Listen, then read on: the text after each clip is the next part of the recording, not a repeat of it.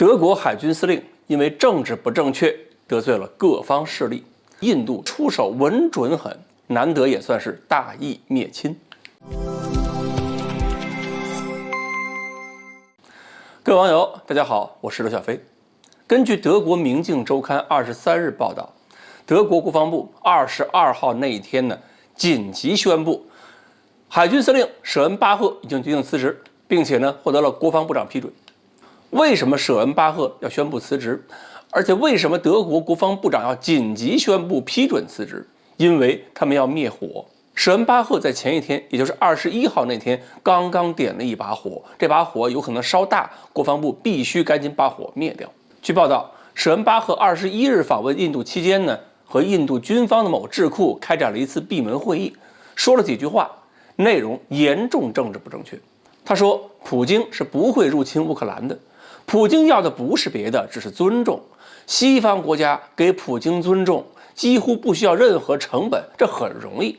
而且这些尊重是俄罗斯应得的。至于乌克兰，他们根本不符合北约的标准，加入不了北约。而且乌克兰也休想要回克里米亚了。另外呢，他还说了一句，说德国和印度都需要联合俄罗斯一起来对抗中国。俄罗斯只要能够处于和西方平等的地位，就会反过来束缚中国。结果他没想到啊，说好的闭门会议，印度人偷偷还录了视频，还把视频公布出来了。我估计呢，这些印度人也是听得太高兴，德国海军司令态度那么支持印度，肯定能够打击中国，所以赶紧要录下来，释放出来，给七大姑八大姨都瞧瞧。结果这一释放啊，舍恩巴赫得罪的人可就多了。首先是乌克兰不干了，我这儿和普京较劲，你德国海军司令要拿我乌克兰当小甜点送给普京，有这么背后拆台的吗？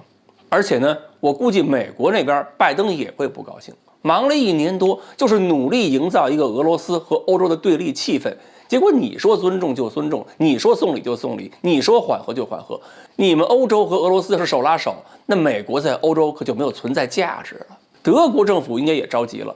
德国政府3党执政，总理和外交部长本来就在打拉锯战。总理舒尔茨呢是希望延续默克尔道路，跟美国保持一定距离。而且呢，舒尔茨虽然不想跟俄罗斯搞僵关系，但是在中国问题上也不会容忍中德关系破裂，因为他作为总理必须保护德国工商业利益。而德国这位海军司令的言论正好站在了德国外交部长那一头，是德国外交部长天天嚷嚷着反华，要跟德国总理这儿别苗头。所以海军司令这番话可以理解为是挑衅总理了。至于说面对公众抛弃乌克兰联合俄罗斯，这都是撕裂欧洲的团结，这种事儿必然是不可容忍的。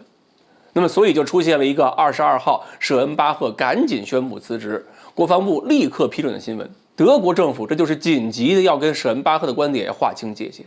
其实不管是默克尔还是舒尔茨，他们在国际事务上是一直在努力保持一种平衡，所以很多问题上没有彻底跟随美国。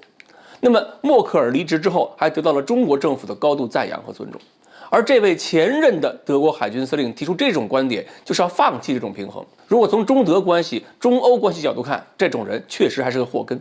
不过能够同时得罪这么多方面的利益，而且其中各方面还有矛盾的，舍恩巴赫这次的举动确实是非常非常难得了。